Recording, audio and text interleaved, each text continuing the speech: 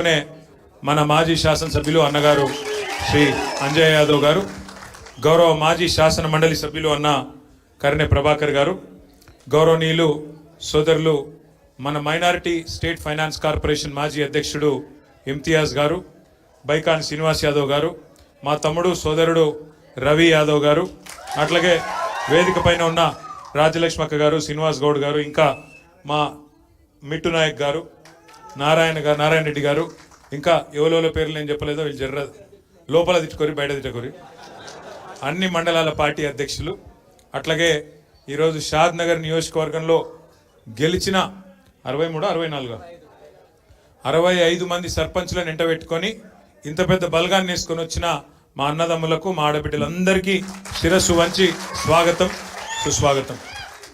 అంజన్న గురించి నేను కొత్తగా చెప్పేది ఏం లేదు మీకు. అంజయ్ యాదవ్ గారు పార్టీ పుట్టిన 2001లోనే మరి గులాబీ జెండాను షాద్ నగర్కి తీసుకొచ్చిన మొట్టమొదటి నాయకుల్లో అంజన్న గారు, రాజలక్ష్మక్క గారు, కొంతమంది ఆనాడు ముందుండి తీసుకొని వచ్చిన వాళ్ళు. 2001లోనే కేశంపేట నుంచి ఆ రోజు గులాబీ జెండా ఏంది, కలర్ ఏంది, కథ ఏంది అని అందరు నవ్వుతున్నప్పుడు, తెలంగాణ వస్తే రియల్ ఎస్టేట్ పోతుందట అని చెప్పి ఎక్కిరిస్తున్నప్పుడు కేశంపేటలో నిలబడి మీ ఆశీర్వాదంతో జెడ్పీటీసీగా గెలిచిన నాయకుడు అంజయ్ యాదవ్ గారు.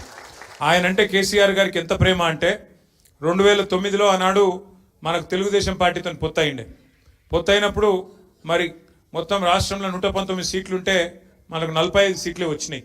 కానీ ఆ 45లో కూడా పట్టుబట్టి అంజన్నకు ఆ రోజు టికెట్ ఇప్పించింది కేసీఆర్ గారు.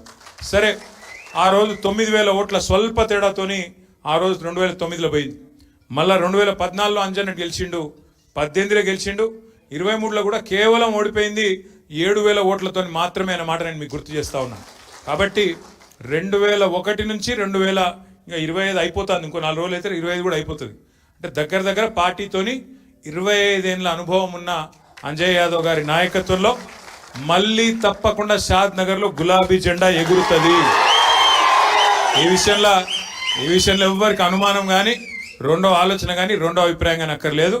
అంజయ్ యాదవ్ గారే మన నాయకుడు, ఈ విషయంలో కన్ఫ్యూజన్ వద్దు. రెండో మాట మీ అందరినీ కూడా నేను కోరేది, సరే గులాబీ జెండా ఎగరాలి, మరి ఎగరాలంటే సపట్లతో నీళ్ళతో కాదు, పని కావాలి. కాదు నేను ఒకటి అడుగుతా మీకు. ఇప్పుడు అంజన్న మొత్తం చదివిండు లిస్టు, నువ్వు కూసోయి, నువ్వు మొన్ననే కళ్ళ ఆపరేషన్ చేయించుకున్నాడు, నువ్వు మా నాయనతో సమానం పెద్ద మనిషివి, నువ్వు లేవు.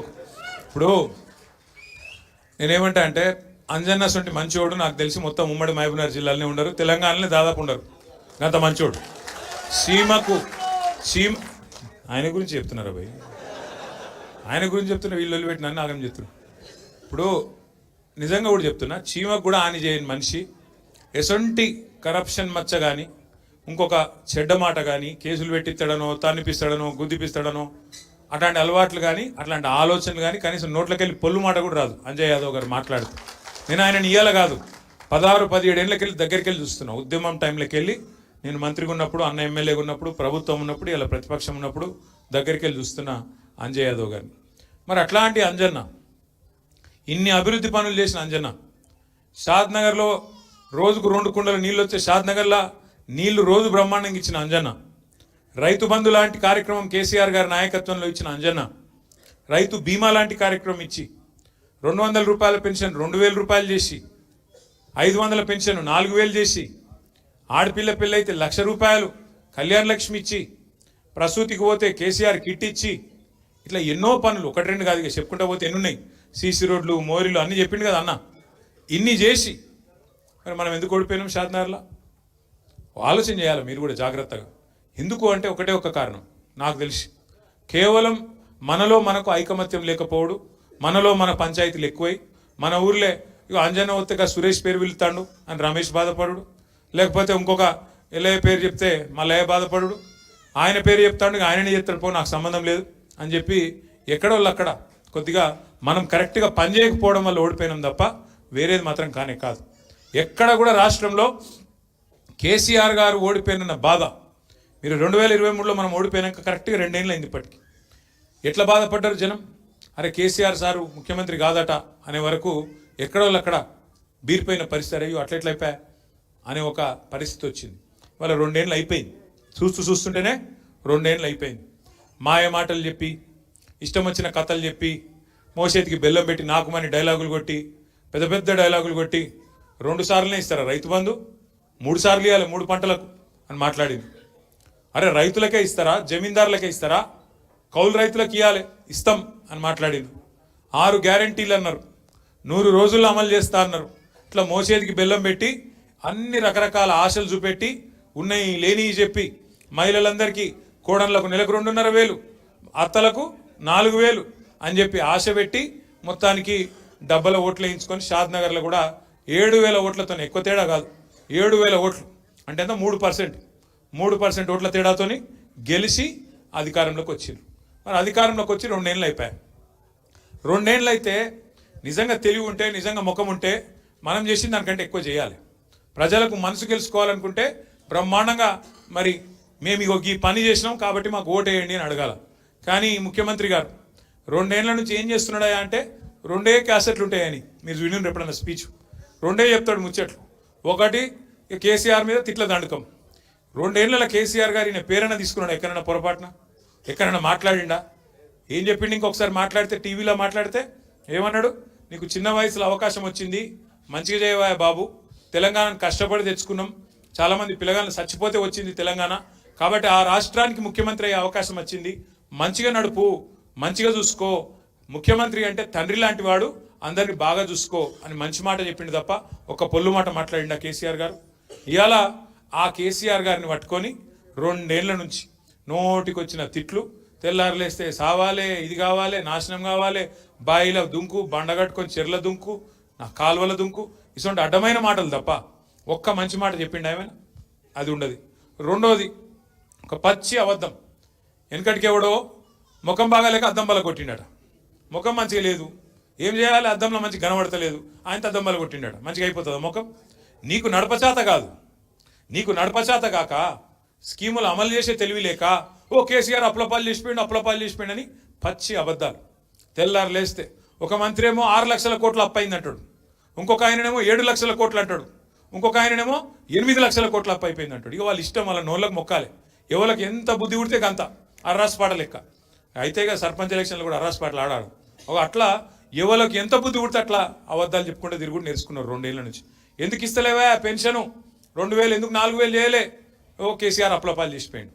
అందుకే నేను మీకు అందరికి ఒక మాట చెప్తున్నా, జాగ్రత్తగా వినాలే, మనసుకి ఎక్కించుకోవాలి, 10 మందికి చెప్పాలని చెప్పి నేను కోరుతున్నా. వీళ్ళు ఎన్ని అబద్ధాలు చెప్తున్నారంటే 6 గ్యారంటీలు ఎంత అబద్ధమో, 6 గ్యారంటీలు అమలు చేసినామన్నది ఎంత అబద్ధమో, రైతు రుణమాఫీ చేసిన 100% అనేది ఎంత అబద్ధమో, 6 లక్షల కోట్లు, 7 లక్షల కోట్లు, 8 లక్షల కోట్ల అప్పు అంతే అబద్ధం అనే మాట నేను చెప్పుడు కాదు, పార్లమెంట్ చెప్పింది. పార్లమెంటులో కేంద్ర ప్రభుత్వం చెప్పింది. వాళ్ళైతే మన దోస్తులు కాదు కదా, బీజేపీ వాళ్ళు చెప్తున్నారు ఇవాళ ఏమని, లెక్కలు మొత్తం తీసి 9.5 ఏళ్ల కేసీఆర్ ప్రభుత్వం చేసిన అప్పెంత అని ఒక బీజేపీ ఎంపీ ప్రశ్న అడిగితే, మెదక్ ఎంపీ ప్రశ్న అడిగితే కేంద్ర ప్రభుత్వం సమాధానం చెప్పింది. ఏమని? కేసీఆర్ వచ్చినాడు, కేసీఆర్ ప్రభుత్వం వచ్చినాడు, అప్పటికే రాష్ట్రం మీద ఉన్న అప్పు 72,000 కోట్లు. అంటే మనం గద్దెనెక్కినాడు, అధికారంలోకి వచ్చినాడు, మనకు 72,000 కోట్ల అప్పు కాంగ్రెస్ వాళ్ళు వారసత్వంగా విరాసత్గా మనకి ఇచ్చారు. మనం దిగిపోయేనాడు మొత్తం ఎన్ని పనులు చేసినాం? మనం పెద్ద పెద్ద ప్రాజెక్టులు కట్టినాం, బ్రహ్మాండంగా పెన్షన్లు పెంచుకున్నాం, సంక్షేమ కార్యక్రమాలు అమలు చేసుకున్నాం, ఊర్లు బాగా చేసుకున్నాం, పట్టణాలు బాగా చేసుకున్నాం. ఇన్ని చేసిన తర్వాత మనం దిగిపోయేనాడు రాష్ట్రం అప్పెంత అంటే 3.5 లక్షల కోట్లు. అంటే 72,000 కోట్లు కూడా అందులోకి తీసేస్తే, అది మనం చేసింది కాదు కాబట్టి తీసేస్తే ఎంత? 2,80,000 కోట్లు మాత్రమే. ఇది నేను మీరు చెప్పుడు కాదు, రేవంత్ రెడ్డి మనం ఒరుకున్నాడు కాదు, ఇది డైరెక్ట్గా కేంద్ర ప్రభుత్వం రిజర్వ్ బ్యాంక్ ఆఫ్ ఇండియా వాళ్ళ లెక్కలు తీసుకొని 2,80,000 కోట్ల అప్పు మాత్రమే అని వాళ్ళు స్వయంగా చెప్తా ఉన్నారు. ఇది ఎందుకు చెప్తున్నా మీకు అందరికీ అంటే, ఇవాళ ముఖం బాగలేక అద్దం బల కొట్టుకున్నట్టు నీకు నడపచాతగాక, నీకు కమిషన్ల మీద ఎక్కువయ్యి కమిషన్లు వచ్చే పనులు మాత్రమే చేసుకుంటా 2 ఏళ్ల నుంచి ఇవాళ రేవంత్ రెడ్డి గారు 6 గ్యారెంటీలు అమలు చేస్తలేడు. ఎందుకు చేస్తలేడు? ఎందుకంటే ఇప్పుడు రైతు బంధు 10,000 నుంచి 15,000 చేస్తా అన్నాడు. కేసీఆర్ గారు ఉన్నప్పుడు మీరు అడగకుండానే, ఓట్ల కోసం చెప్పకుండానే, మేనిఫెస్టోలో పెట్టకుండానే, గ్యారెంటీలని డ్రామా చేయకుండానే, డిక్లరేషన్లని మోసం చేయకుండానే కేసీఆర్ గారు రైతు బంధు అనే పథకం పెట్టిండు. రుణమాఫీ చేసిండు. చేసినాక వెంటనే కొన్ని పైసలు మిగులుతాయి ఇక వచ్చేసరికి అనుకుంటే రైతు బంధు అని చెప్పి భారతదేశంలోనే మొదటిసారి అనౌన్స్మెంట్ చేసిండు. చేసినాక కేసీఆర్ నాటు పడే టైంకు, మడిలో నాట్లేసే టైంకు టింగు టింగుమని బ్రహ్మాండంగా రైతు బంధు రైతుల ఖాతాలలో పడుతుంది. ఒకటి కాదు, రెండు కాదు, 11 సీజన్లు, 11 పంటలకు కేసీఆర్ ప్రభుత్వం ఒకటి కాదు, రెండు కాదు, 73,000 కోట్ల రూపాయలు 70 లక్షల రైతుల ఖాతాల్లో కేసీఆర్ రైతు బంధు వేసిండు. 73,000 కోట్లు అప్పు చేసిండు.